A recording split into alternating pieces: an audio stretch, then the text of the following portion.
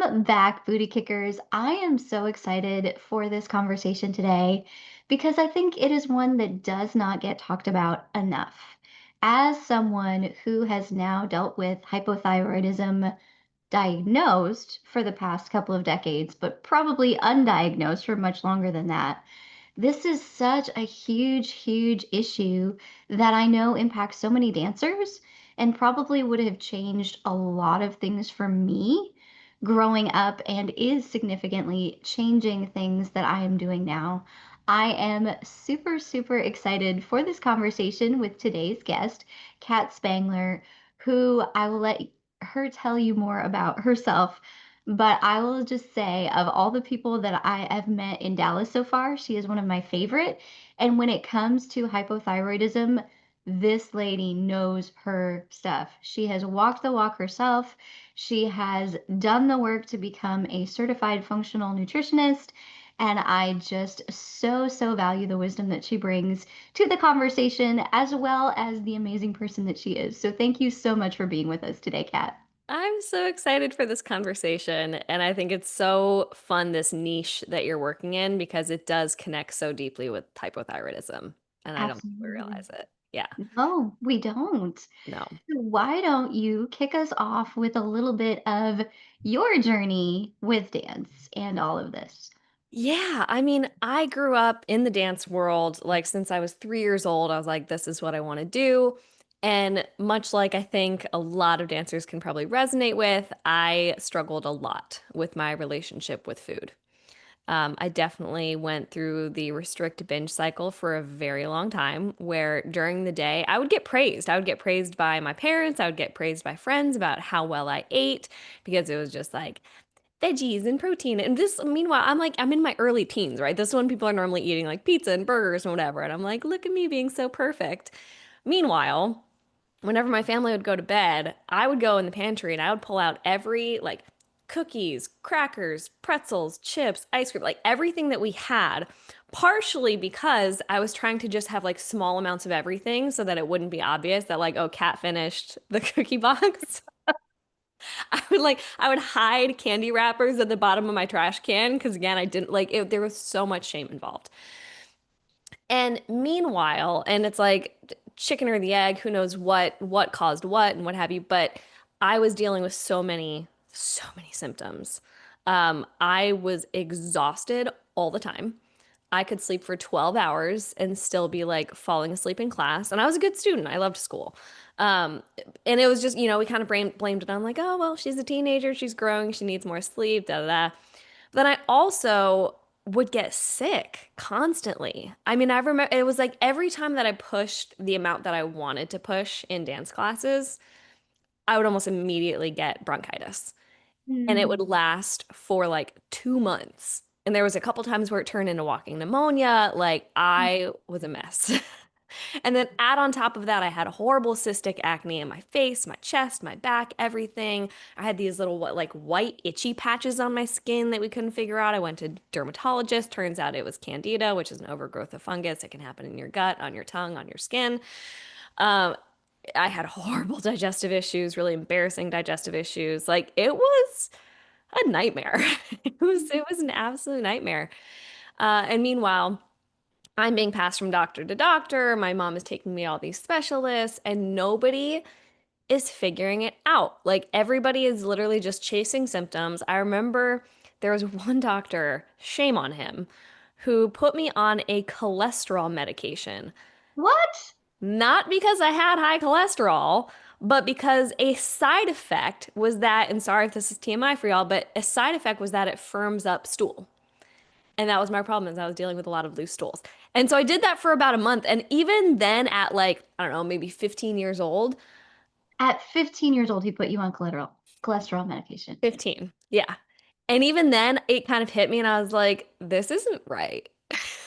Like, I shouldn't be doing this. And so I took myself off it. I'm not doing that. This is insane. So yeah, it was a very long time of being undiagnosed slash underdiagnosed. I forget at what point, somewhere in my teens, I did get diagnosed hypothyroid, but as is what happens to most hypothyroid patients, nobody tested me for Hashimoto's, which is the autoimmune disease that drives hypothyroidism. It's responsible for 95% of hypothyroid cases. And the reason that doctors don't test for it is because it doesn't change what they're going to do. They're going to prescribe thyroid medication, period. So they don't care what caused it. They're like, I don't care if it's caused by an autoimmune disease or by something else. I'm going to give you this medication. Of course, I didn't know this at the time.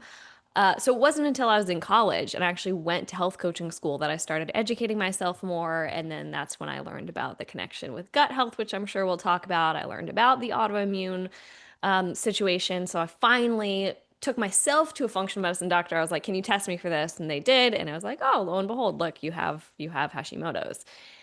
And that gave me so much more information to work with in terms of how to manage it and actually feel better. Because I was on medication for years and didn't feel better. No symptoms went away when I went on medication. Wow, there is so much in that story. I know, Being I the know. Sorry, I person went off. No, no, no. I'm so glad you did because I think we need to hear it, right? So, the very first day you and I met, like, we had this whole conversation about how we went for years being told that we were fine and we were not fine. And meanwhile, there were all these symptoms. And a huge aha moment that I just had in what you shared was when you were saying that when you push too hard in dance, you got bronchitis. Hmm. I expected you to say that when you pushed too hard in dance, you got exhausted or you got whatever. But the fact that you pushed too hard in dance, you got bronchitis. I'm now thinking back on my childhood and how I would get sick all the time with really bad sinus infections that would turn into ear infections. And I chalked it up to living in upstate New York where it is freezing cold year round, which I'm sure is part of it.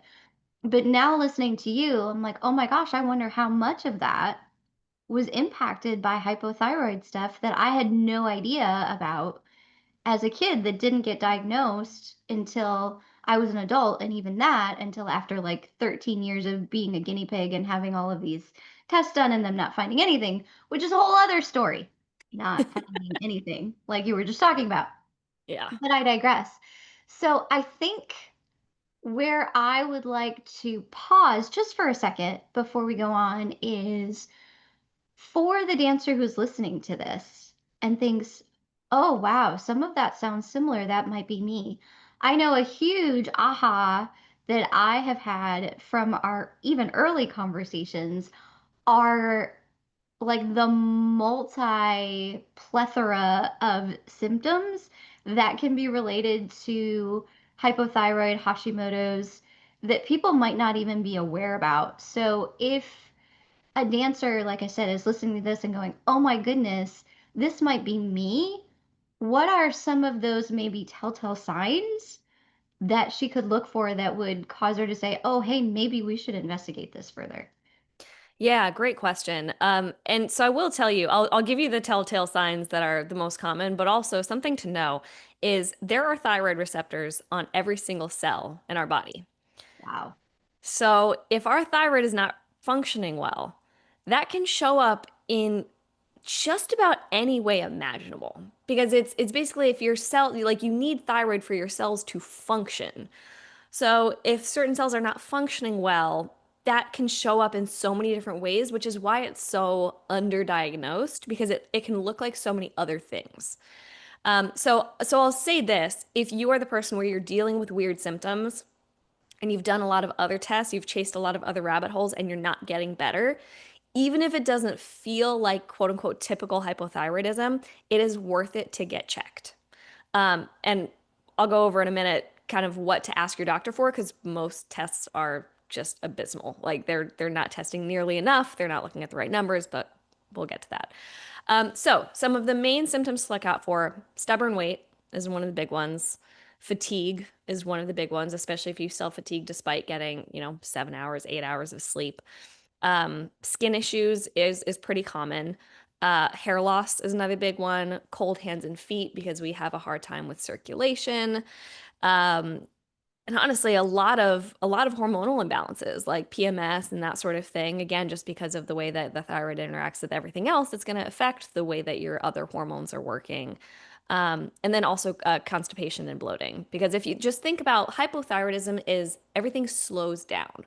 Your metabolism slows down, your circulation slows down, your digestion slows down, your hair growth slows down. These are all things that are slowing down. So that's kind of what we tend to see in hypothyroid clients.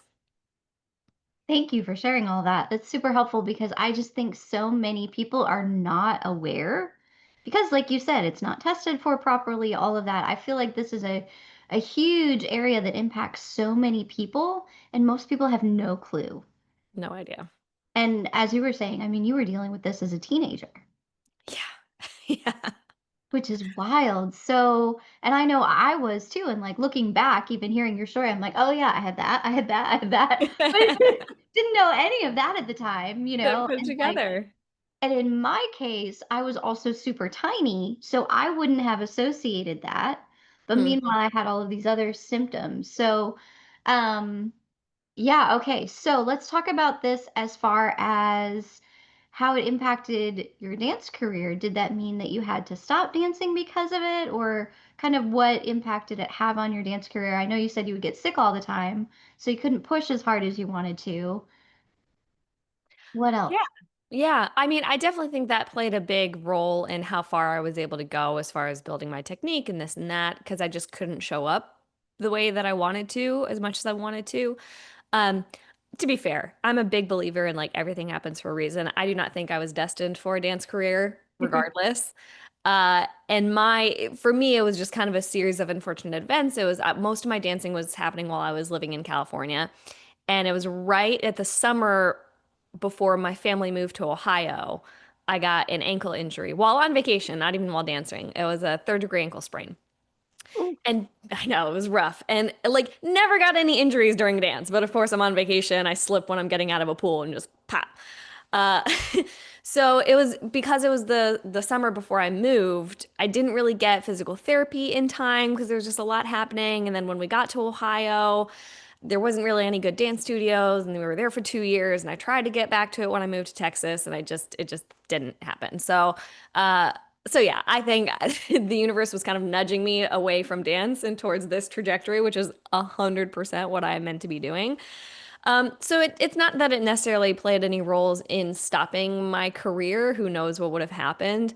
But it just inhibited me in a lot of ways and made me feel really crappy and made it really hard to even enjoy it as much because there was always this like hesitation of like, oh, am I gonna make myself sick? Oh, I want to do, oh, nope, let me pull back. But like it was just always kind of there. Sure. So we've talked about all of the mess that it can make. Now I really want to give you just open mic, open floor to talk about what we can do if we're experiencing these symptoms, how to even dance in a healthy way if you have hypothyroid, because I know there's certain like levels. Like I know in my case, I probably gave myself adrenal fatigue big time because I was dancing 10 hours a day, 6 days a week. And so I would just love to hear anything and everything you want to share about how to actually live and dance healthily if you are dealing with hypothyroid or Hashimoto's. Yeah, so I do want to give y'all hope that you can absolutely live symptom free with Hashimoto's, with hypothyroidism, if you address it the right way. So I'm gonna give kind of two answers for like when you're in the thick of it with your symptoms versus like, okay, this is how we get out of that, and then you can thrive and do all the things and feel like yourself again. So when you are dealing with symptoms, when it's like maybe you're not even diagnosed yet, maybe you're early diagnosis, haven't really taken any steps to make any changes yet, and you're just feeling that fatigue, you're feeling all of these issues. And I know this is I think really hard for dancers to do because I think by nature we tend to be high performers, we tend to be perfectionists, we tend to really want to give our all to our sport. There's usually like a deep love of the sport that it's like, well, this is my joy and this is my stress relief and this is part of my healing and all of that, and I get it. However, we have to meet our bodies where they're at. And so sometimes that means maybe not taking your foot completely off the gas pedal, but at least easing up off of it when our body is asking us to. And so the best thing that you can do is to start learning your body's cues faster and earlier. Mm. So I'll use an example that even now to this day, um, I have gotten so in the practice of listening to my body that I can tell the difference, and it's very subtle, and I couldn't even explain to you what it is, but I can tell the difference between when I'm tired, just from like life, stress, not enough sleep, whatever it is, and the tired of my body is about to get sick. Mm. And when I'm tuned in and I feel that fatigue setting in of, "Ugh, I'm about to get sick," I will go through all these, my little like health and healing protocol for the immune system. And 9 times out of 10, I can either prevent myself from getting sick, or if I do get sick, it's very short-lived and very mild. Wow. Yeah. So that we can apply that to the dancing piece, right? Like noticing when you are more fatigued, noticing when your performance is declining, noticing when you're feeling more sore during workout you would normally do, or when it's taking longer to recover. Maybe you would normally get sore for, a day and now you're sore for 3 days. Like these are all signs and symptoms that your body is Wow. like, we need I want rest. you to say those again because this goes back to something that you know that I'm super passionate about. That as dancers, as a dancer, I was taught not to listen to my body. I Mm. was taught you are your performance and that's all that matters. And so something that I think is huge is for dancers to realize, hey, your body is talking to you. It's not just a means to an end. Your body is not just the means by which you perform. Your body is your partner in that performance. And just like if you were dancing with a partner, if there's not clear communication, there's going to be a hot mess. And so I know you just said it, but those were so good and I don't want anybody to miss it. So would you go back and just repeat some of those things that you said as far as tuning in to when your body is just like tired because you haven't enough sleep versus tired because you push too hard, all those things you just said. If you didn't write those down, like stop what you're doing right now, pause this episode, get somewhere you can write this down and write these down because these are so important and so huge for you. And I think this is going to be key in learning to listen to your body so that we can partner with our bodies in our dance, not drive them to the point of exhaustion. Yeah, I'll repeat, and I'm actually going to add a couple more because as we're talking about it, I'm thinking like there's actually a few other ones to look at. So when you are feeling more fatigued than usual, right? Like you're really like, Jesus, I'm drained, like drained, drained. When the same workouts feel harder, you're not performing in them as well. When you are sore for longer periods than you normally would be, or more sore than you normally would be. Maybe normally this one dance class wouldn't cause you to be sore and all of a sudden you are, like that's a little indication, that's a little warning light from your body being like, hey, we're pushing too much. The other thing on the flip side that we can also look in terms of food goes is if you're noticing that you're getting hungrier more often, you're having more cravings than usual, that's your body is telling you like we need more energy. We need more fuel to help rebuild, right? We are tearing down muscle when we're working out. We need the proper nutrients to build ourselves back up to recover well.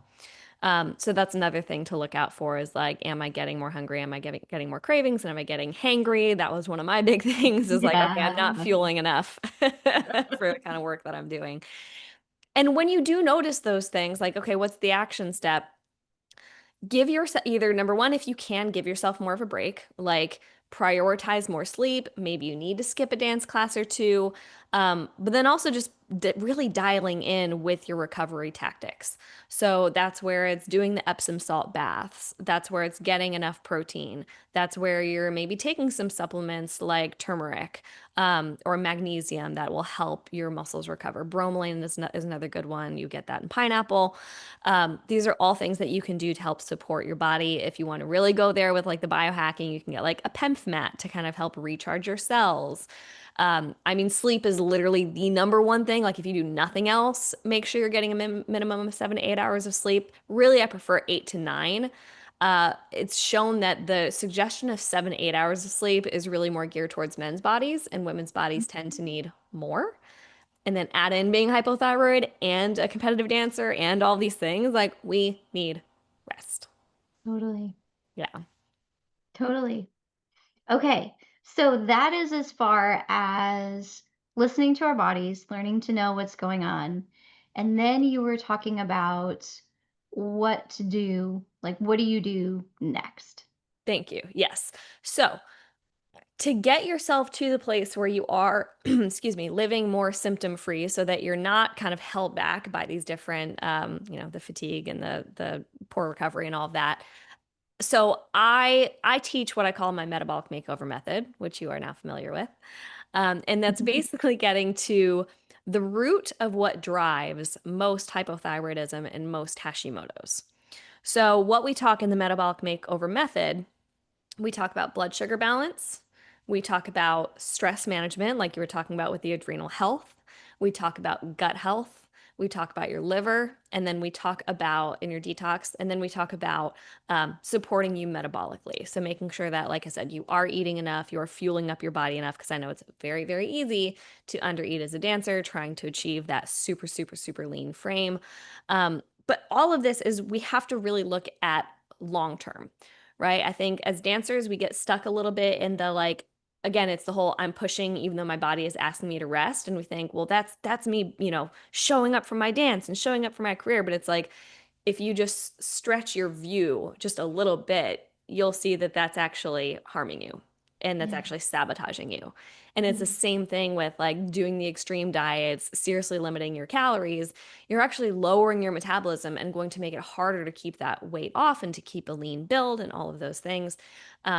Because your body is basically going into this state of panic and survival, and it starts holding on to every single calorie you're consuming because it doesn't know like when is the next like your body doesn't know that you're trying to lose weight. All your body thinks is that there is some sort of a famine and we need to store fat to survive that famine. So you have to let your body know like, hey, it's safe Yeah. to keep this weight off.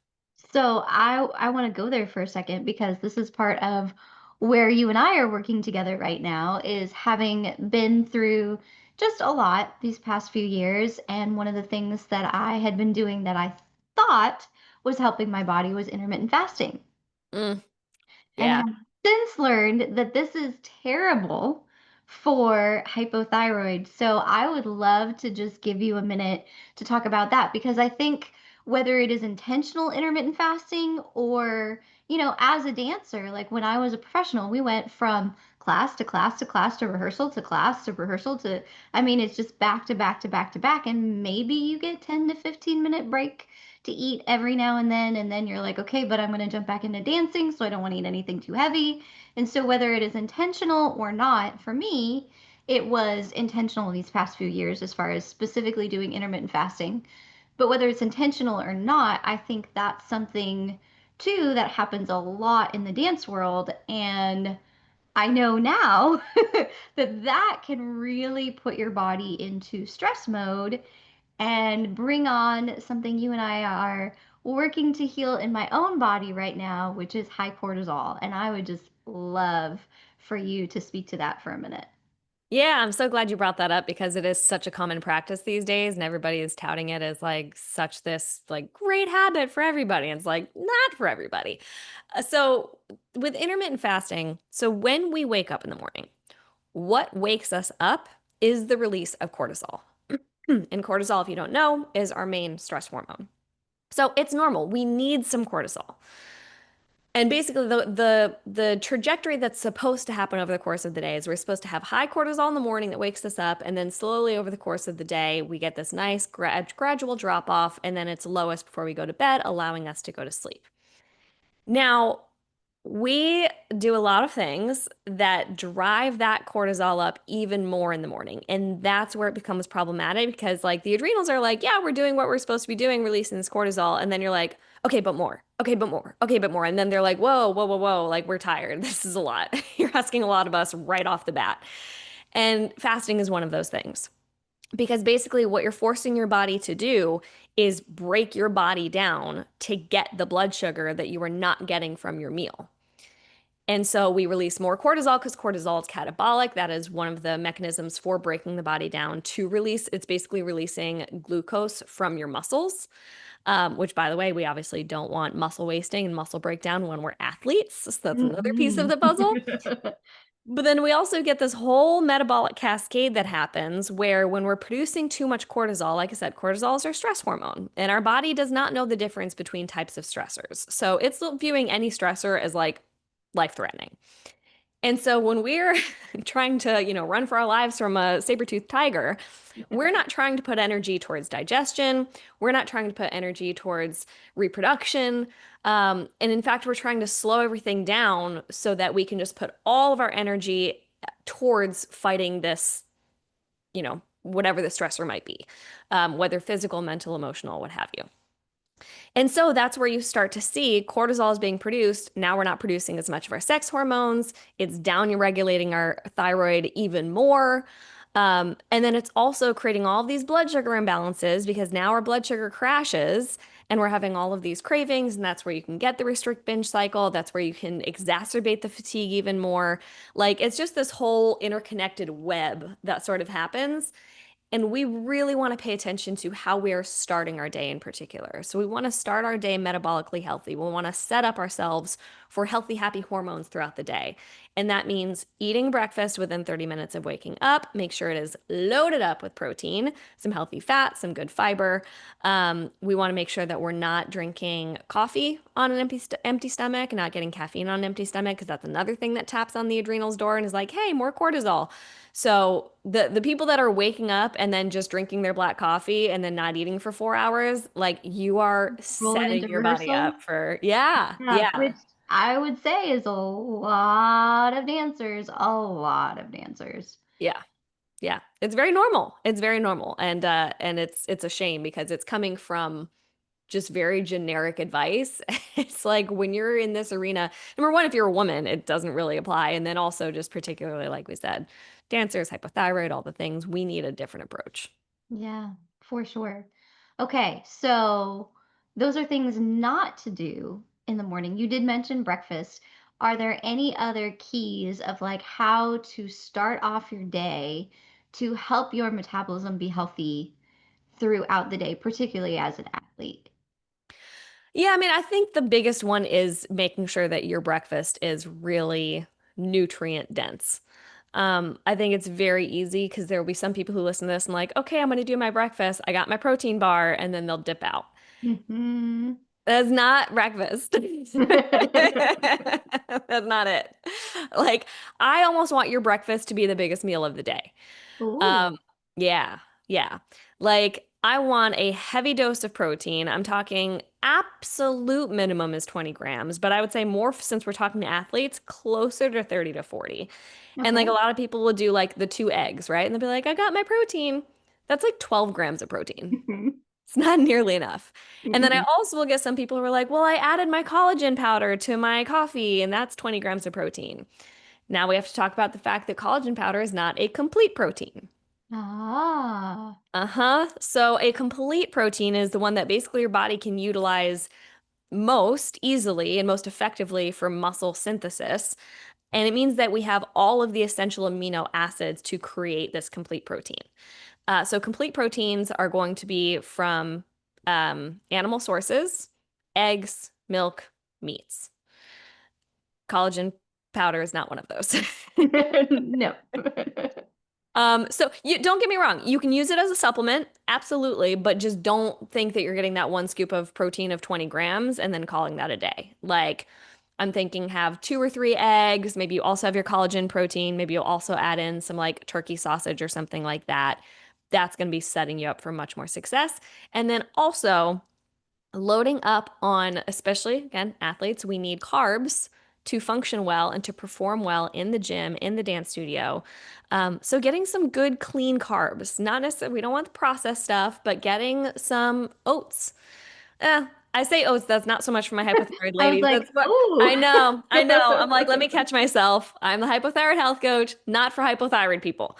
For others, oats are fine. We can talk about that in a bit.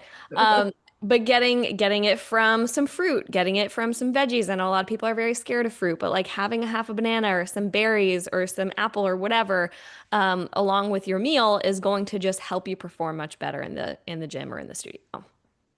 Awesome. Thank you. Yeah. Okay. Just since you mentioned oats, do you want to clarify that point real quick Yeah, before we sure. move on? We could go down this rabbit hole a little bit, but so basically, okay, where do I want to begin with this? Because I feel like I have to backtrack a little bit beyond the oats. Okay, I'm gonna kind of steer to the left a little bit for a second. So let's talk about gluten for a minute. Okay, yes, let's talk Yeah, about gluten. yeah. So basically, there are certain foods. I'm gonna go two different directions with this. There are certain foods that their protein structure looks very similar on a molecular level to the protein structure of your thyroid gland. Wow. Yeah. And so when you have Hashimoto's, which again, 95% of hypothyroid women do, if you have Hashimoto's, your body is basically creating these antibodies that are designed to recognize your thyroid tissue and attack it. That's what the autoimmune piece is. Our body is attacking a tissue. It thinks that it's this outside invader, even though it's not. So what happens is when we eat these foods that have similar protein structures to our thyroid gland, our body makes a mistake and is like, "Oh, that looks like the invader, let's attack." And Mm. so now we have more of that, like this army is growing, and then our thyroid gets caught in the crossfires. So it's like, Wow. so now you're creating all of these antibodies for gluten is one of the biggest ones, dairy is another one, I believe soy is another one. So your body is creating all these antibodies to attack those, but then they're also going and attacking the thyroid gland. So a big part of managing Hashimoto's is trying to reduce our antibody load as much as possible. And that means removing some of those foods. Now, there are certain foods that are considered cross reactors that basically behave very similarly in the body. Oats is one of them. So that's where a lot of my hypothyroid clients, like the main things that I usually have people eliminate. And if you know me, this was a tough one for me to start talking about because generally speaking, like before I specialized in the hypothyroid space, I was more so just about general weight loss, and I didn't like the you're never allowed to have these foods Yeah. mentality, right? I think it causes a lot of, again, going back to Unhealthy. that restrict binge cycle. Yeah. Yeah. As soon as you take food away, it's like, oh my God, that's all I want. That's all I can think about. But with hypothyroidism, there are some foods that we really do need to do away with if we want to feel our best. And my encouragement is to get rid of these foods and then, but find alternatives that you don't feel like you're deprived. You can still have treats, you can still enjoy your food, but it's just got to look a little bit different. So, gluten, dairy, soy, oats, for a lot of people, grains in general are kind of the big ones. Good to Corn, know. corn is another big one. Sorry, need to add that too. Yeah, okay. Yeah. Not fun to know, but good to know. Yeah. So accurate. But I Which will say, and sorry, go yeah. ahead. No, which I love hearing this from you because I feel like, again, when it comes to nutrition in particular, there's so much information out there, there's so much, and hypothyroid is different. And also, you've walked this, and basically, you're like, I'm not telling you to do something that I have not done, and that you probably also did not enjoy in the process. So, Yeah. And that's what I wish I could go back and like tell my younger self is A, how much easier it gets, and B, how worth it is. Like when mm, you're first doing it, it feels so overwhelming and you're making all of these swaps and you're taking things away and you feel like, God, I'm supposed to do this. Like it was like it reminds me of when I remember I did my first workout video when I was like probably preteen. And it was that I think his name was Bobby. He was this like big black dude who did the boxing. Do you remember him? oh, yeah, yeah, yeah, yeah, I do remember Was it him. Bobby? I Bobby's don't boxing? remember I his don't name know, right now, but I Bo, know who you're talking about. something like that. I I think. remember I remember taking his thing. And then I remember walking away and being like, wait, I'm supposed to do that every day from now on for the rest of my life to stay fit. And it like made me not want to work out anymore. I was like, no. So I know that this can happen with the nutrition side too, where it's just like, wait, I'm supposed to like never eat bread, like normal bread again? I don't know, absolutely not. But honest to God, it's such an easy time to do this. Like the amount of gluten-free products and dairy-free products and the awareness of even going to restaurants, the servers having more education on what actually is gluten-free, what's dairy-free. It's not looked down upon like it used to be. It's not judged like it used to be. Like everyone and their mother is gluten-free. Yeah.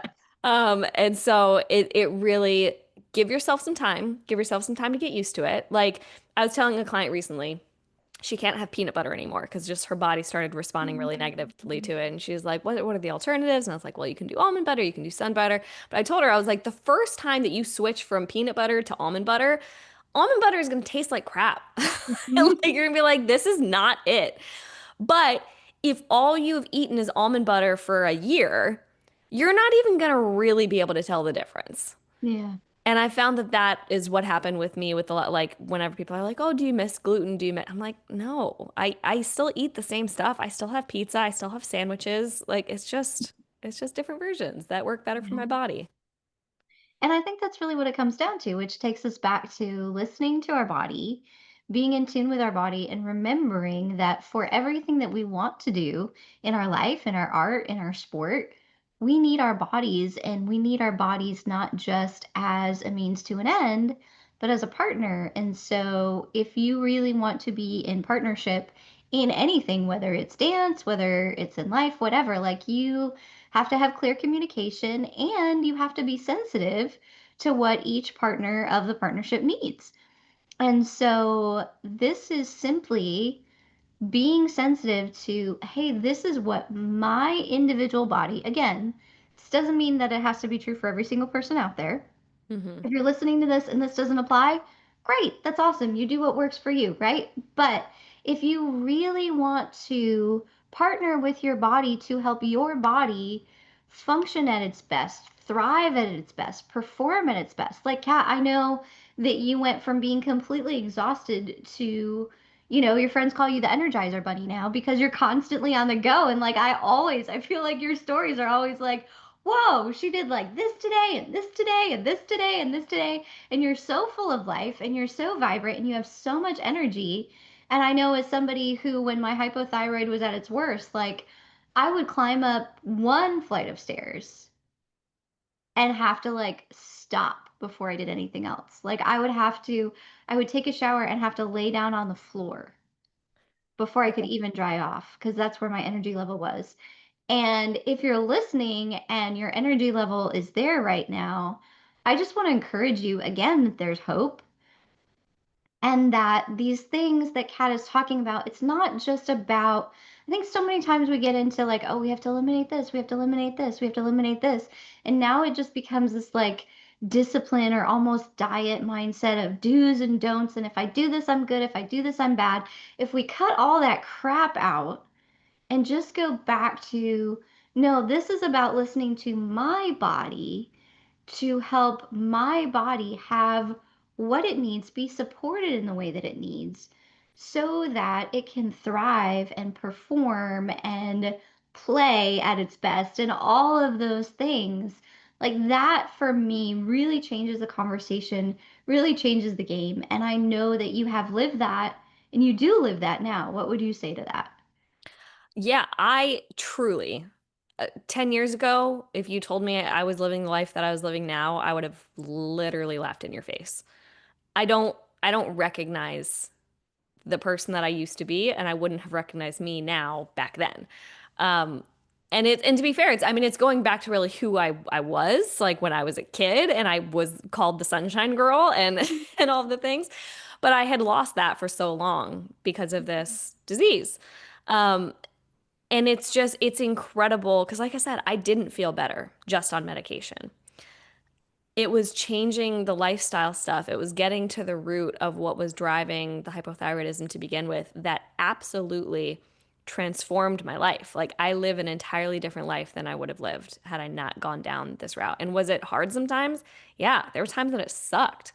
Like there was times where I would call my mom crying because I was just so frustrated by the whole process. I would do protocols that didn't work. Like that was all part of the learning curve. And it's part of why I do what I do because I want to try to limit that learning curve as much as possible for people so they don't have to do the years of trial and error that I did figuring out what actually makes a difference versus what doesn't. But I wouldn't trade literally a single second of it because it landed me here, helping people feel better and live the lives that they were meant to live. I love that. That's amazing. Well, you and I could definitely talk about this all day. Easily. But I know we need to wrap up this episode. So before we go, I love all of the wisdom that you share on a daily basis. You have so much amazing content. I am so grateful to be coaching with you right now to help heal my own body from my high cortisol issues. And you just have so much to offer. So, for the person who is listening saying, oh, wow, I need more of Kat in my life, what is the best way for them to find you, follow you, connect with you, all the things? Yeah, so there's a few things that you can do. You can obviously follow me on social media. At Instagram, it is Follow Your Gut Nutrition with periods between the words. On TikTok, there's no periods. Follow Your Gut Nutrition. You can also come check out my podcast, which is also Follow Your Gut. And then I do have some different ways of working with me. We can work together one-on-one if you're interested in doing some functional labs. So looking at your hormones, looking at your gut, looking at your detox capacity, looking at these underlying kind of mechanisms behind that are behind most of your symptoms. We can do that, and I can put together a customized protocol for you. Or I also have a membership because I wanted hypothyroid women to have a place to go for answers that wasn't going to break the bank. And so it is only $29 per month. It is less than $1 a day. You get direct access to me, which is very unusual for a lot of these lower ticket Mhm. memberships. Unlimited. So, we do weekly coaching calls, group calls. We have a community message board where you can reach out with questions, where you can drop in your labs, and I can be like, hey, you need to add these, you need to look at these numbers, blah, blah, blah. Like it's really, and it's packed full with the different protocols that I have put myself through and put other clients through to help them find relief. You do have to sign up for a whole year because this is something that takes time and we are not looking for the quick fix. We are looking for a lifestyle change. But yeah, it's an amazing community. We're having so much fun in there. So you can find that. If you just go to my website, katspangler.com, that's where you can find all of the one-on-one coaching, the group coaching, all that kind of good stuff. Awesome. Thank you so much. And I will drop those links in the show notes as well. Do you have any closing words of wisdom for the dancer who has been listening today, who is just like, oh my gosh, this has been so impacting my life. I didn't even realize it. I'm so frustrated. Do you have any just words from your journey, words of encouragement or wisdom or hope or whatever that you would like to leave us with today?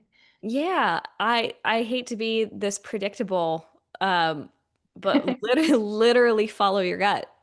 Like Hmm. that intuitive voice in the back of your head that's saying, maybe your doctor is saying, "Oh, your labs look fine," but you feel anything but. Instead of just being like, "Okay, well, they're the expert." Like listen to that voice that's saying, "No, there's more here. I need to find answers here." And then even on your healing protocol, even as on your healing journey, there have been multiple times where I have taken kind of a detour just because there was like a little voice in the back of my head that was like, "But I wonder if I need to do this." And it ended up being exactly what I needed to do. Our bodies have innate wisdom, and sometimes we just need to quiet down and really listen to it. Facts. Awesome. Well, Kat, thank you so much for being with us today. Booty Kickers, there is a lot here to digest, no pun intended. So I definitely recommend this might be one that you want to go back and listen to, take notes, all the things. Cannot encourage you enough to go follow Kat, get in touch with her. If you are experiencing things in your body like we were talking about today, and you've been on this journey to get answers and you haven't found them yet, please reach out to Kat. I know that she's already being so helpful to me on my journey of healing my body from the high cortisol stuff that I'm going through right now. And I highly recommend her to all of you. So, again, Kat, thank you for being with us today. And Booty Keckers, we'll catch you on the next episode. Keep kicking it.